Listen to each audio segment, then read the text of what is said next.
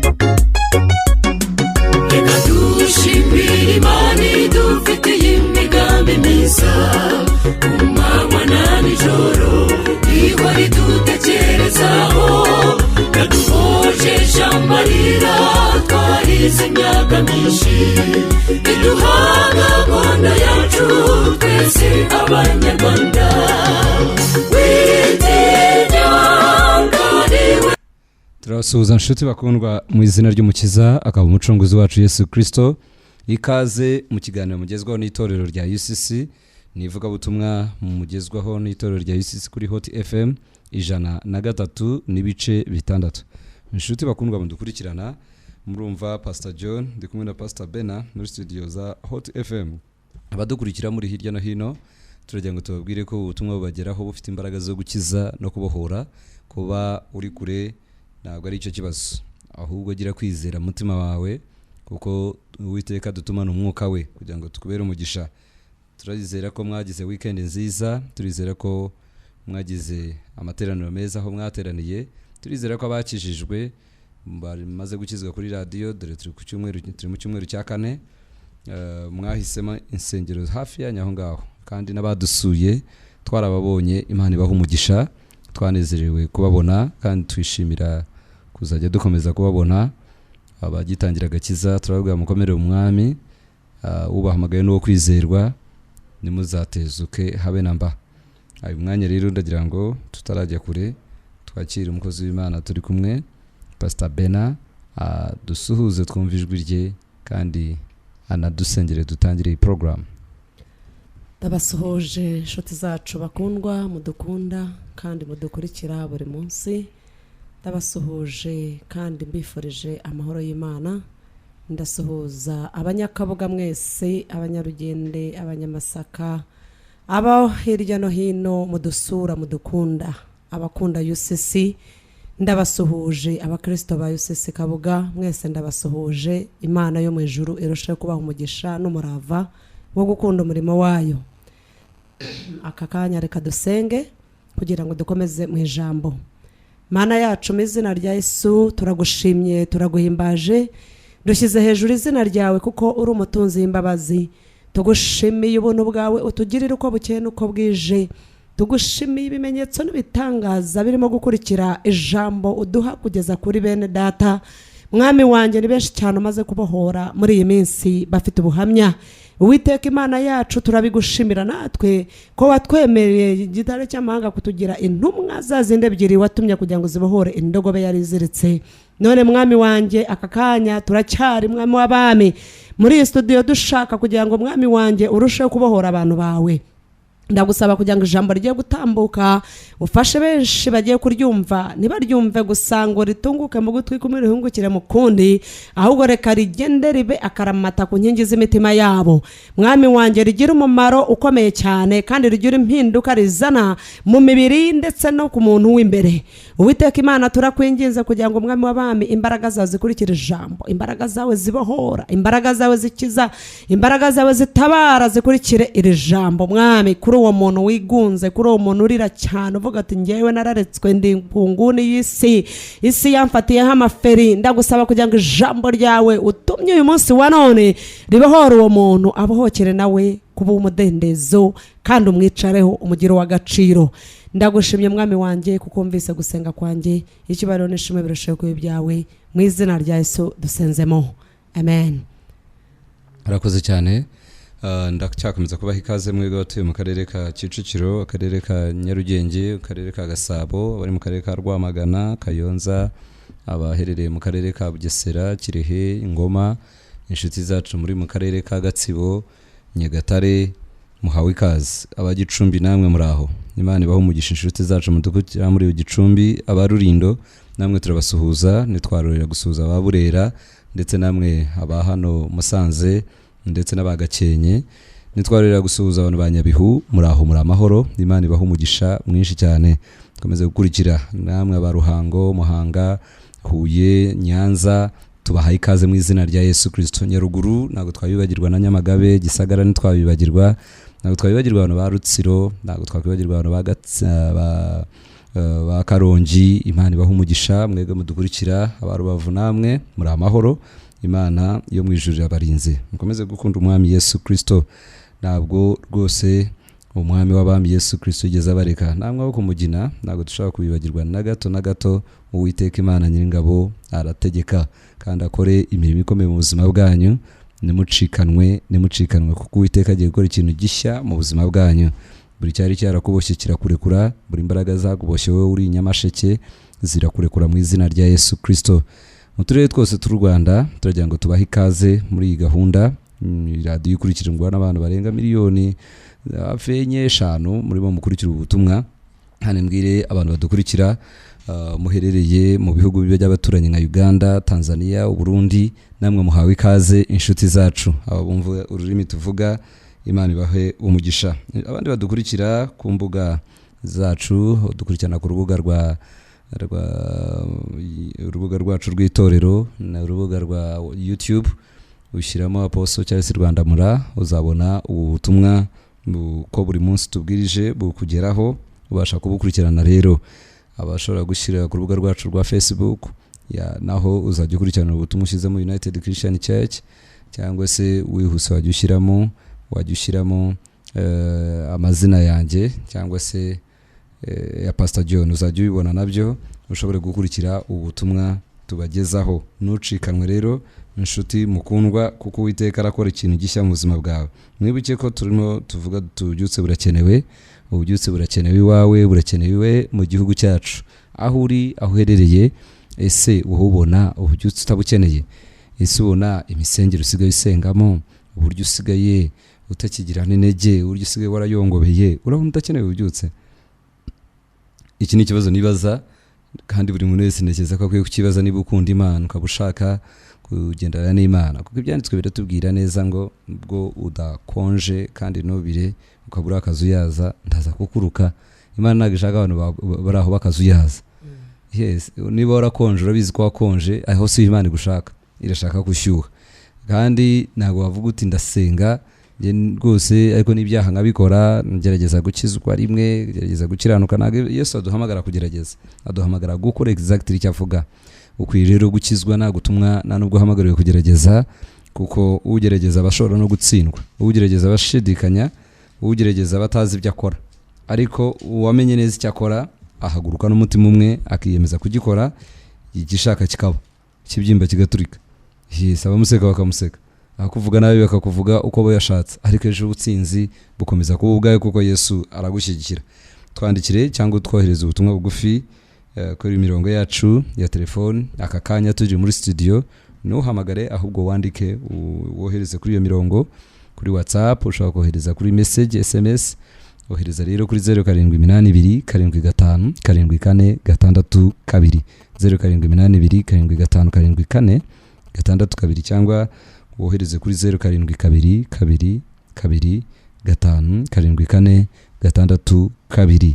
Nucikanwe twohereza ubwo butumwa bugufi buratugeraho dushoboye gusengana nawe hano muri studio, ndetse na nyuma yaho ushobora kujya ukomeza kohereza ubutumwa tugashobora kugufasha tugasengana nawe, kuko iki ni igihe cyawe cyo kubohorwa Imana kudutumyeho. Kimwe cyashize twakomeje kuvuga, twari dufite ubutumwa buvuga ko ibiziriko bigomba gucika, kuko Uwiteka yaradutumye ku buzima bwawe kugira ngo duce ibiziriko.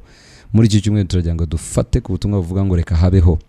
Turashaka kwamamaza ngo reka habeho impinduka, habeho impinduka. Turavuga ngo impinduka ibeho, urwanya impinduka ku buzima bwawe. Ubu munsi tuje kugira ngo tumuhane, tuje guhana buri mwuka uvuga ngo ntago bizahinduka. Tuje kuvuga ngo reka habeho rero impinduka, habeho gukira kwawe, habeho gukizwa kwawe, habeho kubabarirwa, habeho, reka habeho. Nibwo butumwa tuzanye muri iki cyumweru. Inshuti rero mukundwa, turagira ngo tujye mu gitabo cy'Itangiriro igice cya mbere umurongo wa mbere n'uwa kabiri, wa gatatu, aho ngaho turi bugarukire ku murongo wa gatanu. Iyo mirongo turagira ngo tuyisome wumve icyo Uwiteka akudutumyeho, wumve Imana yawe, umuremyi wawe cyo gushakaho. Reka dusome Itangiriro igice cya mbere umurongo wa mbere. Umutwe w'amagambo aravuga ngo Imana irema isi n'ijuru n'ibirimo byose. N'ibirimo byose. Mbere na mbere Imana yaremye ijuru n'isi. Isi yari itagira ishusho, hariho ubusabusa. Umwijima wari hejuru y'umuhengeri, maze umwuka w'Imana yagendagendaga hejuru y'amazi. Imana iravuga iti habeho umucyo. Umucyo ubaho. Imana ibona umucyo ari mwiza. Imana itandukanya umucyo n'umwijima. Imana yita uwo mucyo amanywa, umwijima uwita ijoro. Buragoroba buracya, uwo ni umunsi wa mbere. Urakoze cyane. Inshuti bakundwa mukurikiye muri aka kanya, ndagira ngo utege neza amatwi wumve icyo Umwami Imana avugana nawe muri aka kanya. Tuzanye ubutumwa buvuga ngo reka habeho. Muri iki cyumweru turatuvuga ngo reka habeho impinduka, habeho ibishya, habeho iby'amaso yawe ashaka kureba bibeho mu izina rya Yesu. Uyu munsi abantu benshi mwicaye mwipfumbase uvuga uti ntago bishoboka guhinduka, uravuga uti ariko kambihanga amaso ndebe, uruwo kureba gusa, uruwo kwakira gusa ibibi utishimira. Ariko tuzanye ubutumwa buvuga ngo hari ububasha buri mu buzima bwawe, hari ububasha buri mu mutima wawe, hari ububasha buri ku rurimi rwawe, hari ububasha buri mu bitekerezo byawe. Ibintu byose kugira ngo bihinduke biri muri wowe, niwe ufite ububasha bubihindura. Ufite ububasha buri buhindure, ufite ububasha buri buhindura ibintu. Turaza kureba Imana yacu, kandi niba ariyo Mana yacu turaza kuyigana kuko ni papa wacu. Niba ari umubyeyi wacu ikaba ifite ikintu yakoze kikagaragara, natwe turi abana biyongiye, turi abana bisumba byose. Icyo dushoboye gukora twagikora, icyo dushaka gukora twagikora kubw'izina rye, twagikora kubw'icyubahiro cye, twagikora kugira ngo Imana ihabwe icyubahiro muri twebwe. Iki cyumweru rero turakubwira ngo reka habeho. Bibiliya tubwiye ngo mbere na mbere Imana yaremye ijuru irema n'isi. Imaze kurema ijuru iremye n'isi. Kurema ibi ngibi bivuze ko ni ugukora ikarema ikintu ikagishyira hariya. Imaze kurema ijuru imaze no kurema isi, iritegereza igiye kubona ibona isi nigira ishusho. Imaze kubona isi ivuze iremye itagira ishusho, isanga nishobora gutuza mu bintu bidafite ishusho, nishobora kubana n'ibintu bidafite ishusho, nishobora gutuza ngo inyurwe n'ikintu kidafite ishusho. Irareba isanga isi nta shusho ifite. Reka turebe iki igiye gukora. Imaze kubona isi itagira ishusho kandi ibona ikindi kintu kitari cyiza, ibona iriho ubusabusa. Icyo nacyo ibona ntabwo iri bubane nacyo, ntabwo iri bubane n'ikintu cy'uriho ubusabusa. Imana yacu dukurikira, dusenga, turamya, ni Imana idashaka kwihanganira ubusabusa. Irashaka kugira ikintu ikora, hari ikintu kigomba gukoreka kikagaragarira abantu, kigaragare abantu bose bakimenye, buri ukuzi wese akireba ko hari ikintu cyakoretse. Ntabwo iri bubane n'ubusabusa, ntabwo iri bube mu kintu kidafite ishusho. Hari umuntu tuvugana aka kanya uri mu buzima budafite ishusho, uri mu buzima budafite umurongo, uri mu buzima budafite icyerekezo, uri mu buzima budafite pfo na ruguru, nuzi yuva n'iyuzi yujya, nta byiringiro ufite, ni icyo ufite mu buzima bwawe n'ubwoba, ni igitutu cy'amateka mabi, ni igitutu cy'ibyahise, igitutu cy'ibyahise. Iyo rero ufite igitutu cy'ibyahise, ntushobora gutekereza hazaza, kuko ibyahise byonyine birakotsa igitutu. Rero Imana irakureba igasanga niba udafite ishusho y'aho ujya, niba udafite ishusho y'icyo ushaka, niba udafite ishusho y'icyo wifuza, ngo ufite igishushanyo cyacyo mu mutwe wawe no mu mutima wawe, ufite ikibazo. Wikwiyumanganya, kwikomeza mu bintu udafite pfo na ruguru, ufite ikibazo. Reka twigane Imana. Imana ibanze kureba isi ibona nta shusho, igiye kwitegereza nanone isanga isi iriho ubusabusa. Ibi bintu nabana nabyo, ndibona yibwaza ibibazo. Imana yacu iribaza, nabana n'ibintu biriho ubusabusa, iyi si ndemye kwiriho ubusabusa, ese kwidafite ishusho ngomba kuyiha ishusho. Ifashe icyemezo. Icyakurikiyeho igiye kubona kandi ibona ngo umwijima utwikiye umuhengeri. Icyo nacyo kandi cyayikoze nabi. Isanga umwijima, ahantu hari umwijima utwikiye umuhengeri. No, umwijima kandi nawe urahari. Katurebe iki ishobora gukora. Irongera ngoma z'Uwiteka, agace kandi ngoma z'Uwiteka Imana, amen, ngoma z'umwuka w'Imana yagendagendaga hejuru y'amazi. Iki nicyo nita rero ikintu cyari cyiza mu bintu yari ifite igiye gukoresha, igiye guheraho. Ibona umwuka uragendagenda hejuru y'amazi imuhengeri. Uyu mwuka wari hagati y'umwijima n'umuhengeri, uri aho ngaho. Umuhengeri uri hejuru y'amazi, umwuka nawe uri hejuru. Hano ansubiremo ngo maze umwuka w'Imana yagendagendaga hejuru y'amazi. Okay, hari umwuka uri hejuru y'amazi, hari umuhengeri, hejuru y'umuhengeri hari umwijima. Irashaka kugira ikintu hindura mu bintu bisa bityo, biri vague, mu bintu bisa bityo bidafite umurongo, igiye gukuramo ikintu kizima. Mwana w'Imana, uneze amatwi, ubuzima bwawe uko bumeze, wumva udafite ibyiringiro, Imana iraguhamagarira gukuramo ikintu kizima. Kuva ugihumeka uri muzima, ugifite ibitekerezo bihari, ugitekereza, hari ikintu ushobora gukura mu kibi, ushobora gukura icyiza mu kibi. Ushobora gukura icyiza mu kibi, nubwo wabaye akahebwe, nubwo amateka yawe ari urusobe rw'ibibazo byinshi bicamatanye, karande, ibyaha wishoyemo, hariho imanza n'ibindi byinshi udashobora kwigobotora. Inkurikizi n'ibisigisigi by'ibyaha byose bikwizinzeho, nta ruhande na rumwe ufite rwiza. Hari abantu nyumva aka kanya nta ruhande na rumwe rwiza ufite. Nta ruhande, waba wa mama wawe ntabwo ari byiza, waba wa papa wawe ntabwo ari byiza, wowe ku giti cyawe ntabwo ari byiza, ubugimbi bwawe nta byiza birimo, mu busore bwawe nta byiza birimo, mu kubyara kwawe cyangwa se mu rubyaro rwawe nta cyiza kirimo, ku mugabo washatse nta cyiza kirimo, urashaka icyiza mu nshuti zawe nta cyiza kirimo, aho utuye nta byiza ubona. Ibintu muri make byose byabaye urusobe rw'ibibazo, ariko urareba ugasanga nta cyiza cyavamo. Imana igiye gukura icyiza mu bintu bigoswe n'umwijima, bitwikiriwe n'umwijima, igiye gukuramo ikintu cyiza. Nicyo gituma rero cy'icumwe tubazanira ubutumwa bavuga ngo reka habeho. Hagati muri ibyo bingibi byo byagushobeye, atura ijambo ngo reka habeho impinduka, reka habeho guhindurirwa amateka. Birashoboka kandi biri bube. Niba hari umuntu neza amatwi unyumva uri bwandike ubutumwa bugufi utubwire uti pastor nanjye ndashaka ko habaho ubukwe bwanjye, nanjye ndashaka ko habaho ibirori byanjye, nanjye ndashaka ko habaho kwiga kwanjye, habeho abantu bifuza ko hagira ikintu kiba. Nzi ko mukurikira muri benshi, ariko ngo hari urusobe rw'umwuka mbwira, hari ibibazo byinshi by'inzitane. Tureba Imana rero, Imana data twese turamya dukurikira, iyo imaze kureba ibintu bisa bitya, si wowe wa mbere ugize ibibazo, n'Imana yarabigize.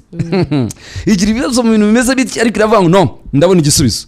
Ibintu bimeze bitya, hanyuma umurongo wa 4 waza gusanga umurongo wa 3 rava ngo Imana iravuga iti habeho umucyo ubaho. Imana iravuga iti habeho. Hagati muri bya bintu nababwiye bimeze bityo tumaze gusoma hano, iravuga iti uyu munsi inshuti bakundwa, kuri uyu wa kabiri tuje kuvuga ngo reka habeho ikintu gishya gihindutse, buri muntu wese aze kukibona ku buzima bwawe. Kigomba kubaho byanga bikunda. Ni wowe ufite ijambo ryo guhindura ibintu ku rurimi rwawe, ku mutima wawe urarifite. Uyu munsi tuje kugukangura, tuje gukangura imbaraga zikurimo, tuje gukangura ubasha bukurimo, tuje kukumara ubwo, tuje kubwira ngo bundikira kakubwira ngo nuzava, bakakubwira ngo nabyiza uteze kubona, tuje kubakabukira, turabwira ngo bakurekure, uri umunyambaraga. Imana niba itarigeze yicara ngo yigunge ivuga iti ibintu nkoze ni ibiki, iremye isi imaze no kurema ijuru, ugiye kubona ibintu nta shusho bifite, igiye kwitegereza ibona ntubusa, ibona umwijima, ibona kandi irangije iravuga ngo okay, iricara iratekereza, iravuga ni iki gikwiye kubanza. Iravuga ngo reka habeho umucyo, reka habeho umucyo, kuko yari izi ko iyo umucyo uje umwijima urahunga, iyo umucyo uje ibintu birasobanuka, iyo umucyo uje urujijo ruva. Nicyo gituma tuhamagara abantu gukizwa. Iyo umaze kwakira Yesu ubu wo mucyo, reka habeho kwakira Yesu mu buzima bwawe, umwijima muri buhunge, ibyaha biri buhunge, karanda ziri buhunge, urubanza rukuriho ruri bukuve, kuko Yesu ni umucyo, aramurika buri kintu cyose cyihishe mu buzima bwawe. Hari umuntu unyumva? Niba unyumva uyu murongo wa 4 wa 3 uvuga ngo reka habeho, Imana iravuga ngo reka habeho umucyo ubaho. Yabivuganye kwizera, nayo ugenda abona ifite kwizera, nayikoresha kwizera, kuko ntabwo tubwira kwizera nayo itizera ibyo ivuga. Nayo itizera ibyo ivuga, kuko yo ijambo ryahishemo hazamo muri igitekerezo ngo umucyo.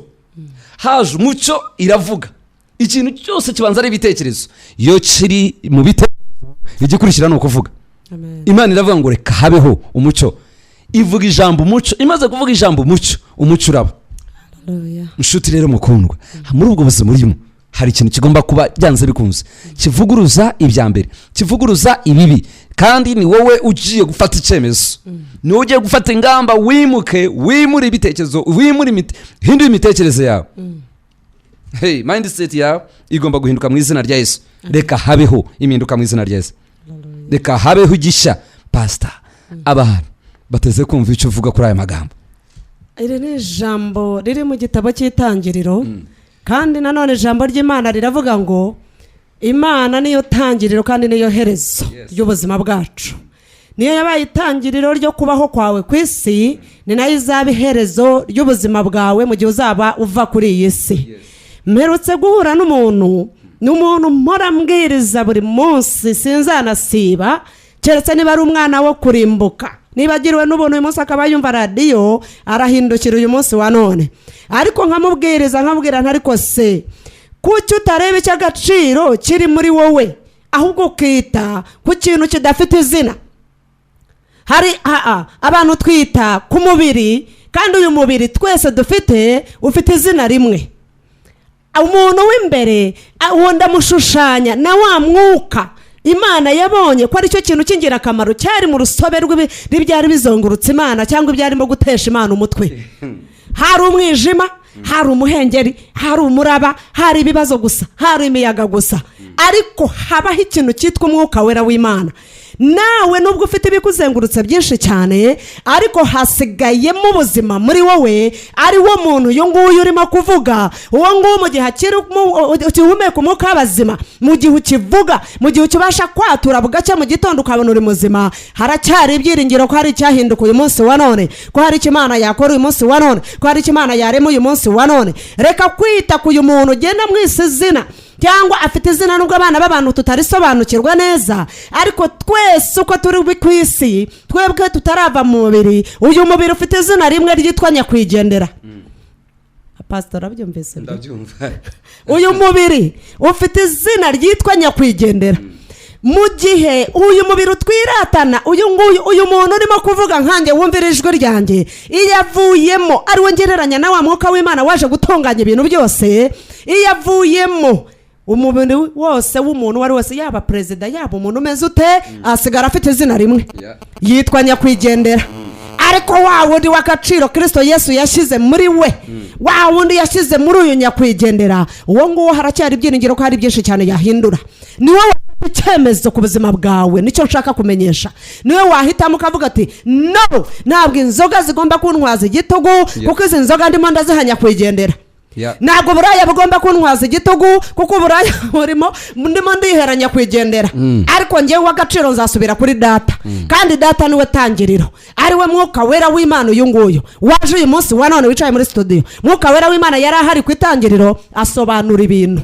N'uyu munsi wa none ari muri studio kugira ngo agusobanure ibintu byari bisobekeranyije ku bugingo bwawe. Hari byinshi cyane byari urusobe ku bugingo bwawe, byari urusobe mu muryango wawe, byari urusobe mu maraso yawe. Ariko uyu munsi wa none Imana irashaka gutandukanya nyakwigendera n'umuntu nyamuntu yashyize muri nyakwigendera. Rero nshuti yanjye ndashaka kukubwira iki ngiki, umva ijwi ry'Uwiteka Imana uyu munsi wa none.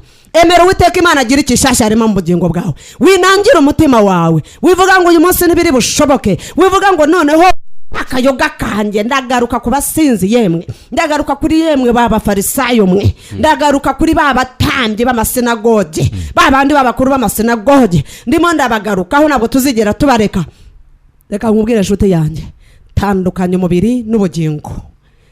Emera Imana uyu munsi wa none igira ikintu irema muri wowe. Yesu akugirire neza cyane. Inshuti mukundwa duteze amatwi, turavuga ngo hagomba kubaho impinduka. Ugomba kurema impinduka wowe ubwawe. Umaze kumva amagambo nk'aya, fata icyemezo ku buzima bwawe.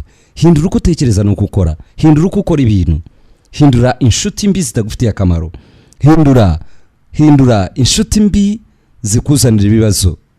Wazihindura, fata icyemezo, reka habeho inshuti nshya. Erega nudata abakera nuribona bashya. Yes, nudasiga ibyo byakuzengereje wakomerekeyemo, ntabwo uribone aho Imana iri buguhumuririze. Mukundwa utwumva duteze amatwi, reka habeho impinduka mu buzima bwawe, reka habeho gukizwa, habeho agakiza nyako, habeho ububyutse mu rugo rwawe, habeho ububyutse mu kazi kawe, habeho ububyutse aho ugenda hose, habeho ububyutse mu murimo w'Imana ukora. Reka habeho impinduka mu muhamagaro wawe. Emere ko habaho impinduka. Ntabwo ushobora gukorera Imana ukora ibyaha, ntushobora kuvuga Yesu ubivangavanga. Nta mpinduka iri bubi, nta mavuta ari bugusige, ntabwo ari buguhagurutse, ntabwo ari bugushyira igikundiro, ntabwo ari bukwemeza abantu. Urabeshya upfundike ariko biraba by'akanya gato. Urashaka amavuta yo kurambira mu bumana no kuyikorera, urashaka kugira ngo ukorere Imana ibyo igukoresha bihame, birambe, bibe imbuto zihoraho. Ndagusaba uhindura uko utekereza, habeho gukizwa rero mu buzima bwawe. Hari amagambo nshaka ko twitegereza muri ibi byanditswe dusomye. Imana irarema, imaze kurema ijuru n'isi, ibona hari ikindi kitarakorwa, ntabwo umurimo wari urangiye. Inshuti, ushobora kuba ugitangira gukizwa ukagira ngo birarangiye, ahubwo ukomeza kurema, ukomeza gutunganya ubuzima bwawe, kuko uba utangiye ikintu cy'ibanze.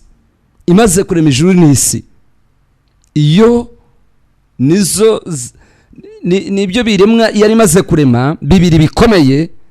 Ibintu byose byari bigiye gukurikira byagombaga kuba kuri iyo mubumbe w'isi ndetse n'ijuru, niho byagombaga gutura, ibindi yagombaga kuzana nyuma. Ariko iravuga iti kamanza ntunganye isi, ntunganye tere.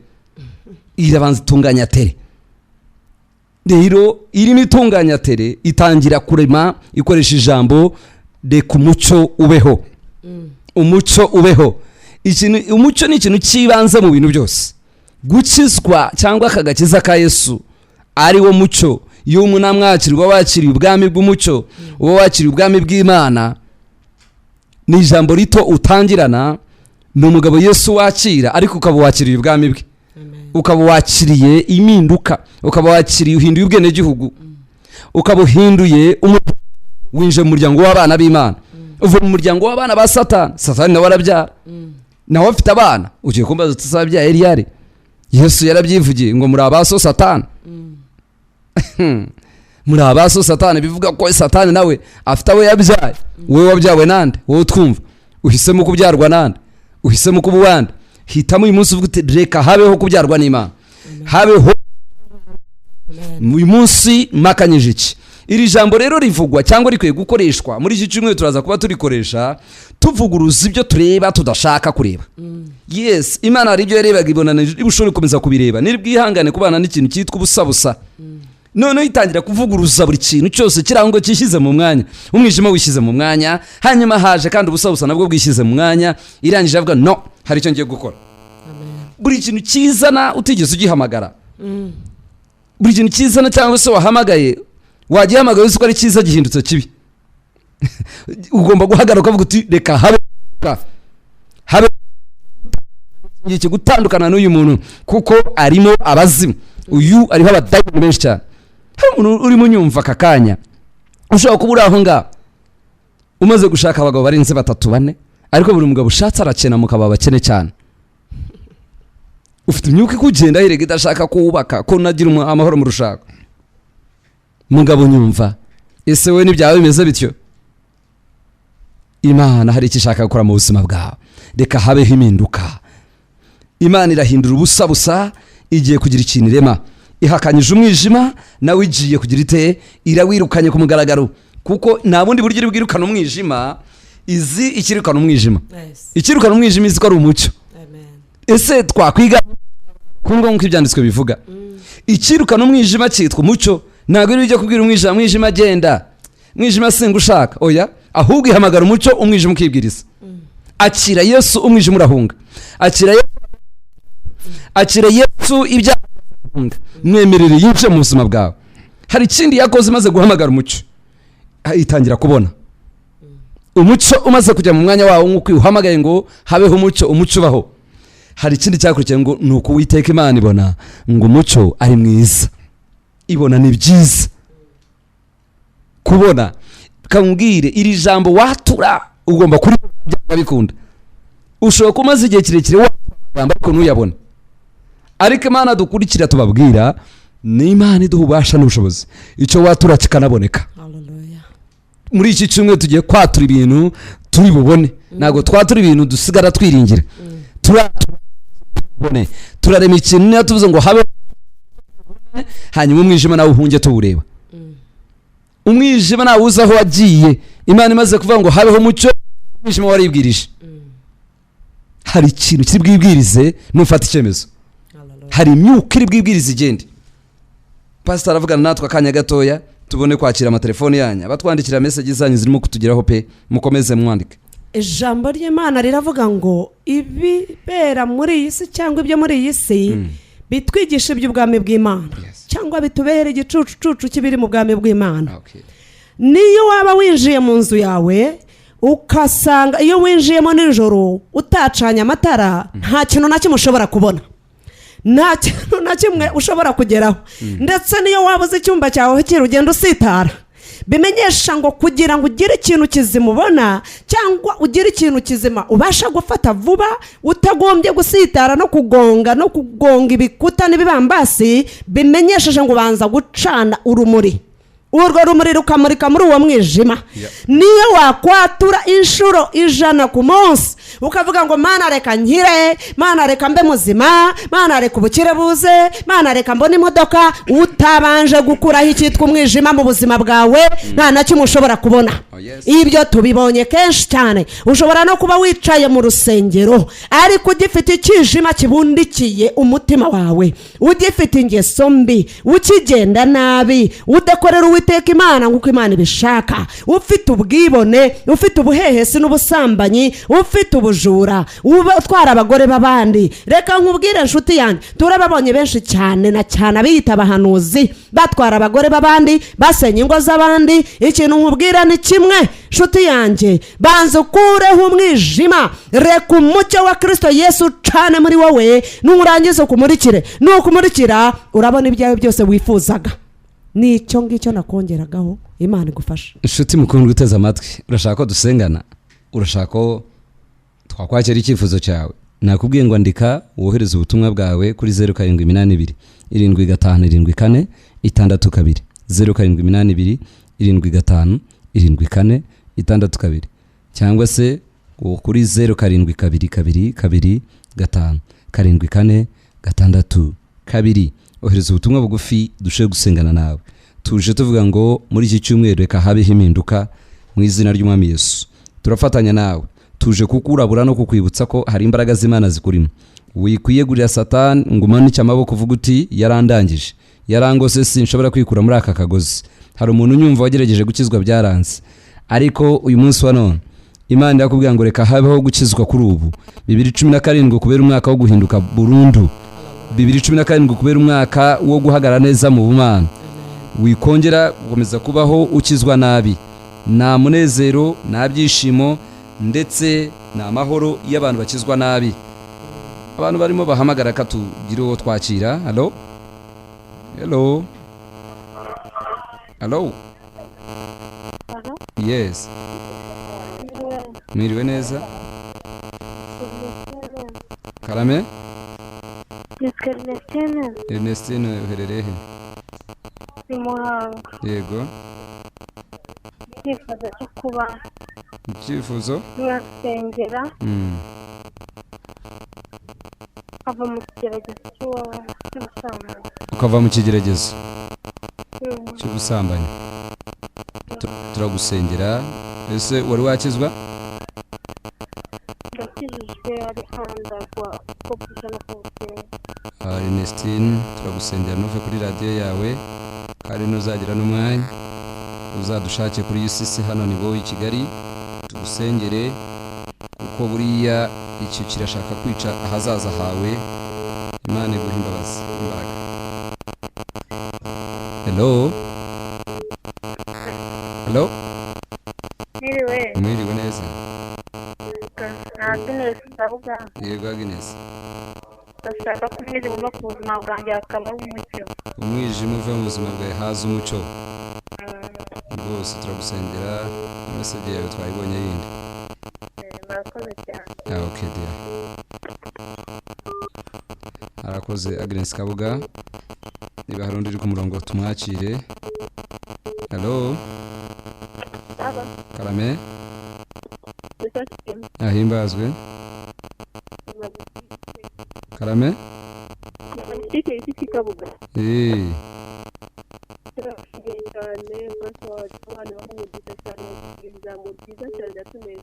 Yego.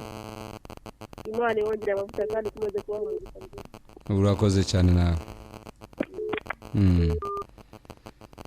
Indi telefoni. Hello. Hello.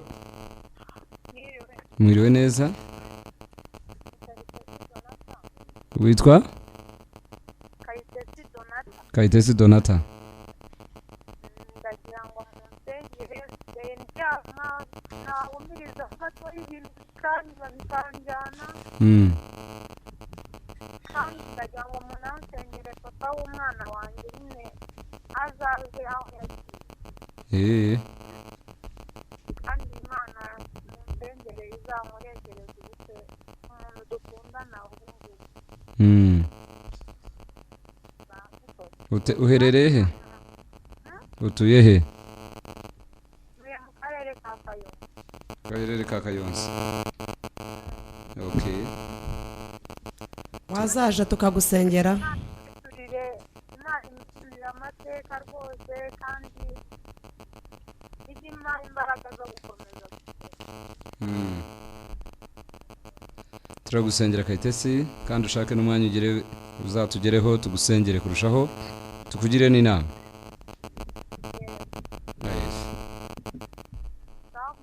Urakoze cyane Donata.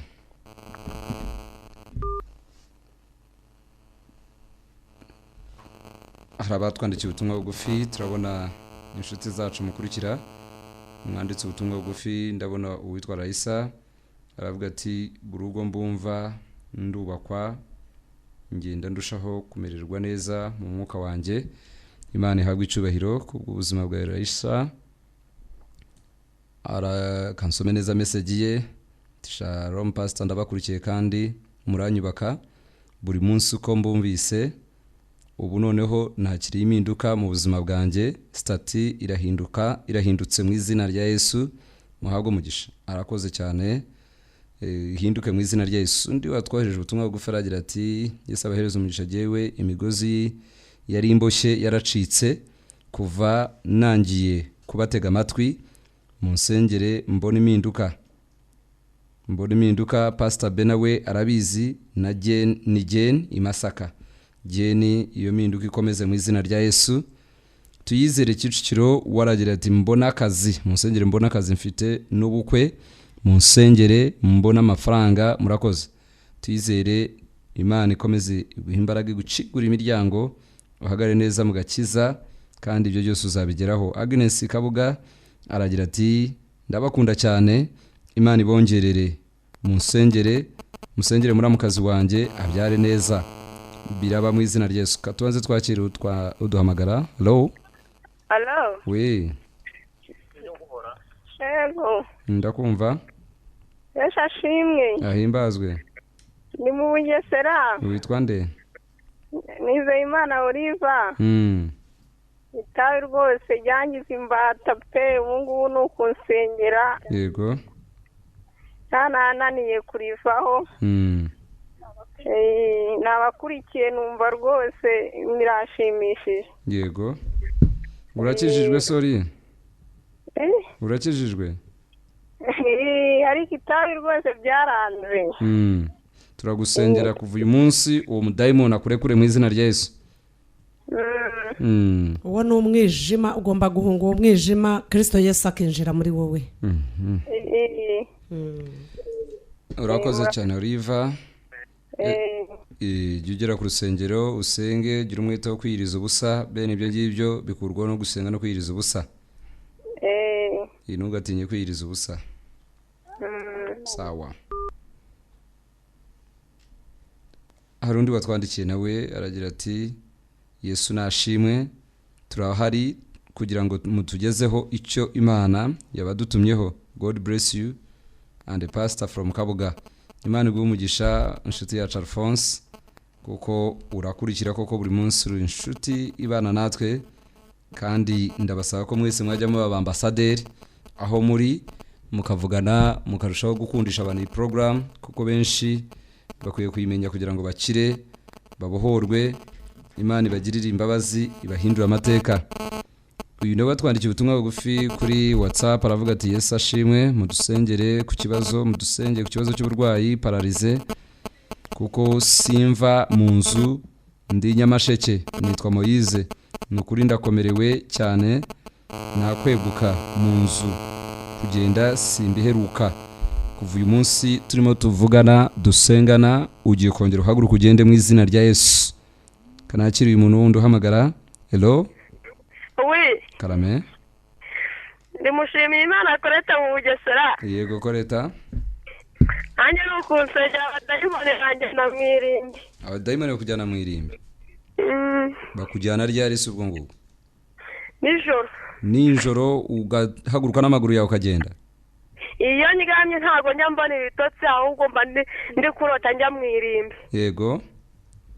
None se bavugana nawe bakakubwira ngo vaye tugende? Njya kubara nyine nkabona umugabo araje, ntazi isura, nkabona nyine aranjyanye. Kunsengera uko nyine nsenze nyine ndi mu rusengero ko Nyamata, baye kubwira nisohokere nigendere. Niko bakubwira ngo uve mu rusengero wirukanka ugende? Ningende nyine aho mba ngiye simba amazi, baye ngo ningende. Yego. Uhereye uyu munsi negetse uwo mudayimoni kandi arumva nazongere kugukura mu bitotsi, ndategetse bakurekure mu izina rya Yesu. Akira gukira kwawe none mu izina rya Yesu. Amen. Amen. Koreta impindukira baye mu izina rya Yesu. Habeho impinduka mu izina rya Yesu. Urakaze. Yego. Narakoze Koreta. Urumva ko abantu batameze neza rwose, hakwiye kubaho impinduka, kuko abadayimoni batwara umuntu ninjoro bakamujyana mu marimbi akisanga yagiye. Iyo ni imyuka tugomba guhana. Abakomeza kutwandikira ubutumwa bugufi nabwe mwohereze kuri 0782 57462 cyangwa 0722 uyu aravuga ati mutwandikire ndwaye amaguru ni Mariana rero nawe ayo maguru urwaye abona abadayimoni tugomba kubahana bakarekura ubuzima bwawe. Aha katwabanze twashira umuntu. Hello we makuru ni meza shiri ahimbazwe nani Nsanzimana nde Nsanzimana Vedaste yego nanye ndashaka umunsenga ku cyifuzo intwara ku mafaranga yatakagenda simenye ko agiye kumudenya ukora ku mafaranga gahita gagenda tumudenya muri matika bigenda ingozo yose yita ko tugenda Vedaste urakijijwe urakijijwe ndakijijwe uhagarare neza urakiranuka ugatanga icya 10 neza utanga icya 10 neza icya 10 neza uragitanga icya 10 ntabwo icya 10 gitanga ariko bitewe naho mba nabonye oya ntago ndemwemeranye nawe ntago gitanga gahoro kandi nano gushingiye ku yo wabonye ayo wabonye nayo n'Imana yaguhaye no kuvuga ngo iyo wabonye menshi nego gitanga twaba dukeya no gitange ntukiranuka kuva uyu munsi utangire gukiranuka ku cya 10 uwo nizo mbaraga zihana abadayimoni b'inyatsi Imana igihagararaho kuko yaravuze ngo nzahana indyanye nyibahora kuko mukiranutse mukangerageza mukama icya 10 n'amaturo bishyitse iguze tujya ngo twirukane inyatsi kandi inyatsi ari wowe uyiteza Vedaste jukiranuka niwe warakijijwe tanga icya 10 neza ikindi cyiza nifite mansengeraho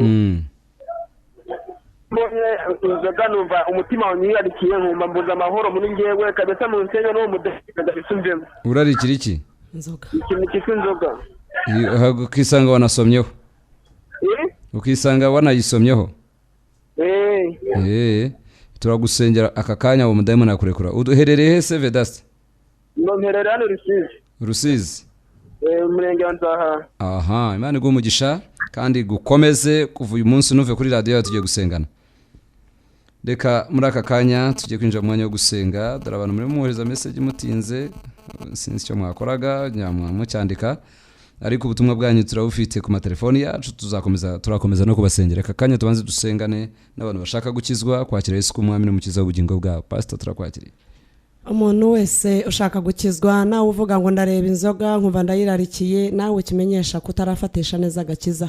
Reka mwese mwature musubiramo aya magambo muvuge ngo mwami Yesu ndagushima ko unzi kandi wanyuze iwacu. Uyu munsi wa none numvise ijambo ryawe ndakijijwe natuje akanwa kanjye nijeje umutima wanjye ndakijijwe. Kuva uyu munsi amazina yanjye ahanagurwe mu gitabo cy'urupfu no kurimbuka bayandike mu gitabo cy'ubugingo. Urakoze Yesu kuko umubariye ibyaha.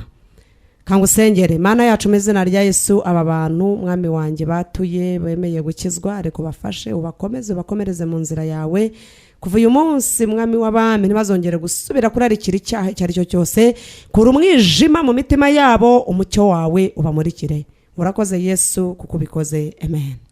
Katurebe ubutumwa mwatwandikiye mwene datumwe aranditse aravuga ati Pastor Yesu nashimwe Pastor ndatsinzwe kubw'ijambo ry'Imana nukuri abantu b'Imana dukeneye impinduka pe murakoze gukangura imitima yacu mudusengere twambara imbaraga z'Imana wambara imbaraga mu izina rya Yesu. Undi yanditse aravuga ati ni Denise musengere nabuze urubyaro kuko ku Imana kuzana impinduka kugereho none hamwe izina rya Yesu. Uyu ati nishimiye kubakurikira nihabeho umucyo mu buzima bwanjye n'impinduka no mu mikorere yanjye nitwa fraternité Imana fraterine izina niba utaryanditse nabi Imana kugire neza tumwiriwe inshuti z'Imana nanjye mfite icyifuzo ko mwansengera mutware wanjye agakizwa akarika inzoga n'itabe nihabeho gukizwa mu izina rya Yesu ku mutware wawe habeho guhinduka kwe no gukizwa kwe mu izina rya Yesu. Uyu ati nitwa Jado mereye mu Gatenga nsengera Imana inyize ingeso yo kwikinisha murakoze. Imana ibaho umugisha, habeho gukira kuva uyu munsi. Uyu mudayimoni tutegetse kurekura ubugingo bwawe mu izina rya Yesu, bakurekura abo dayimoni nona. Mariana, turagira ngo tugusengere mu izina rya Yesu. Imbaraga zose zibashe ubuzima bwawe zaguteje indwara y'amaguru, negetse abadayimoni kurekura nona mu izina rya Yesu. Koreta, negetse abadayimoni bagutera bagutwara ninjoro mu marimbi, rekura va ubuzima bwe nona mu izina rya Yesu. Umuriro w'Imana utwika abadayimoni, habeho impinduka nona mu izina rya Yesu, habeho impinduka. Iyo myuka ntizongere ukundi mu izina rya Yesu. Ndasengera Nsanzimana Vedaste, habeho impinduka. Irari ry'inzoga, irari ry'ubusinzi, irari ryose rikuzanwa n'abadayimoni rive ku buzima bwawe. Uyu wasabye ngo Imana imuhe umugabo wubaha ijambo rye kandi wubaha Imana, Uwiteka kwibukira kugirire neza. Ernestine Muhanga, turagusengera abadayimoni b'ubusambanyi bakurekure kuva uyu munsi mu izina rya Yesu. Turasenga twinginga Imana ku bwa Agnes na muramakazi we, Uwiteka Imana nyinga wakoreye igitangaza, abyare neza. Marayika ubyaza ahagarara iruhande rwe, kandi habeho impinduka mu izina rya Yesu. Kayitesi Donata, habeho impinduka, abadayimoni bakurekure mu izina rya Yesu. Umugabo wagaruki mu izina ry'umucunguzi Yesu. Oliva, nawe nirukanye umudayimoni wo kunywa itabi, dayimoni wo kurya itabi, dayimoni w'ubugoro, akuva mu izina rya Yesu. Impinduka ibe ku buzima bwawe nonaha. Data urakoze, icyubahiro kibi cyawe. Katwakira umukozi w'Imana aduhe na telefoni ye. UCC Kabuga dufite amateraniro kuwa gatatu, kuwa kane no kuwa gatanu gutangira saa 10. Ngwino wifatira igitangaza cyawe, kandi telefoni ni 0788 51 3 2 0788 51 cyangwa 0722 5 3 Yesu abagirire neza, muza guhorana imbaraga z'Imana. Turabatumira kuri UCC Niboye, dufite amateraniro buri munsi, buri mugoroba. Muri iki cyumweru dufite umushyitsi uturuka mu gihugu cya Uganda, ndetse iki cyumweru cyose. Ejo kuwa gatatu tugira amasengesho yo kwirirwamo, nucikanwe kubana natwe kuva mu gitondo ejo ku isaha ya 4. Amahoro y'Imana abane namwe. Duhamagare kuri iyo telefoni wahoze wumva, tukuyobore tugufashe kurushaho. God bless you.